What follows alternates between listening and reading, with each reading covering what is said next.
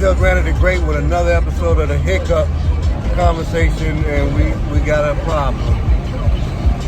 We still got a problem. He rolled his window up.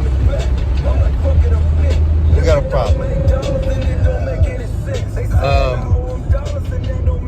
If I'm talking God and the devil for a few minutes, I learned some stuff recently that just catapults the game to realize that I don't know what's going on. I thought I did. And I would blurt out, oh man, people are selfish.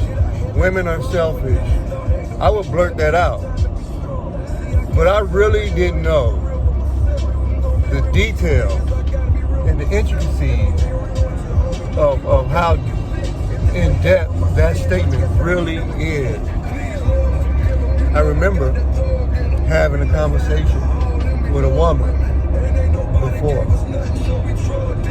and the woman was displaying obvious selfish characteristics and even admitted it.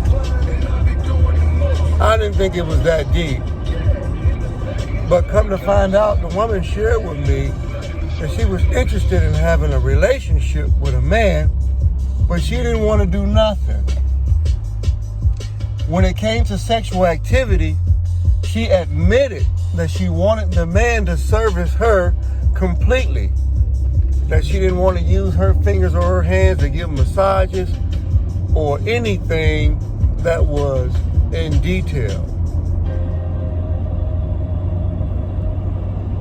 Then you would say to yourself, okay, that seems like a typical behavior of somebody who has been fucked over in their life. People 30, 40 years old, 50, 60. And I think the 60-year-olds are the worst. But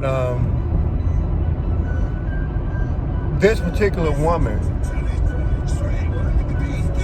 then you say, and I asked her a while ago, this was a while.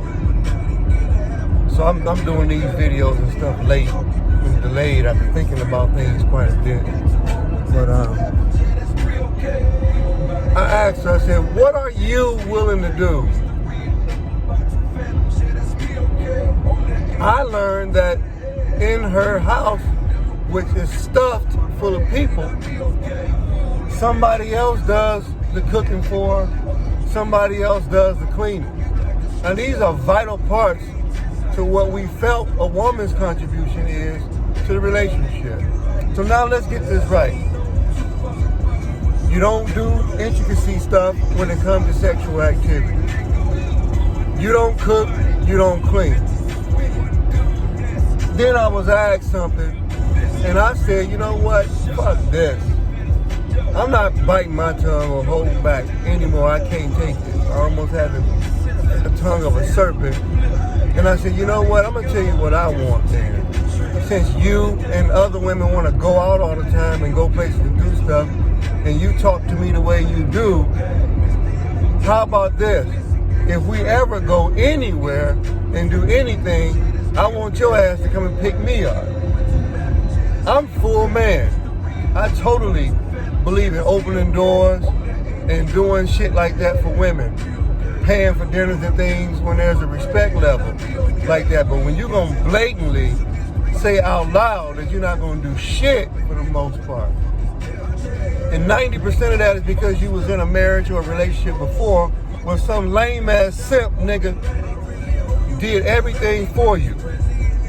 So now you think as you get outside of that old relationship that your old ass now is going to get somebody to give behavior to you that's the same as when your ass might have been 25 years old and didn't have stretch marks that ran from Pensacola, Florida, all the way up to the fucking top part of San Francisco, California. Things have changed. Okay, everybody is hurt and been through some shit. And the last thing a motherfucker want to do, and the last thing that they interested in this hiccup conversation right now, is scratching up their own fucking back or body to bend over backwards to add you as their problem. When I asked her about the motherfucking coming to pick me up to drive me, I'm all man. I'm telling y'all right now. I'm all man. Polite, charismatic, yes ma'am, no sir, pass the potatoes. Yes, I'm that. But you can't deal with a fucking savage dog in a respectful way. If a red-nosed pit bull or whatever tries to bite me, then I gotta do what I gotta do. Even if I just came out of church.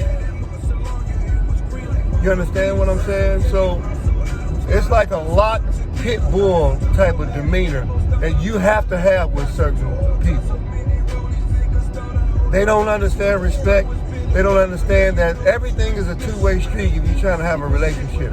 There's no way anybody can tell me on this good green earth that anybody can have a fucking one-sided concept and expect that to be a relationship that somebody else is going to be happy with.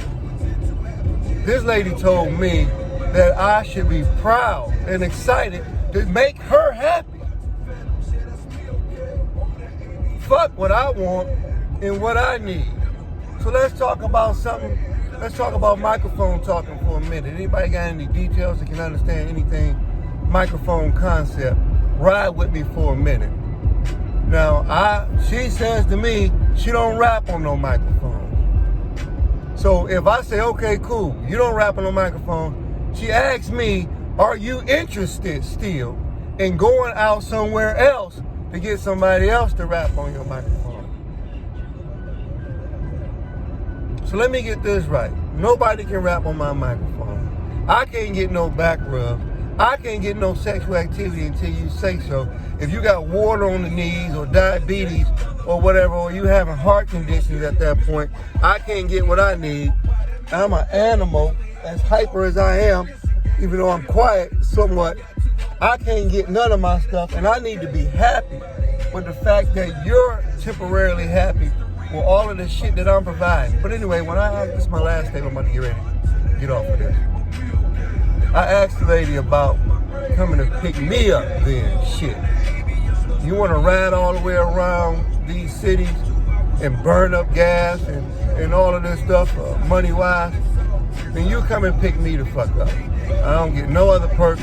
And I'll sit right in that passenger seat, buckle my seatbelt up, and lean the fuck back. I look like this other simp that I knew who used to just brush his hair all the time.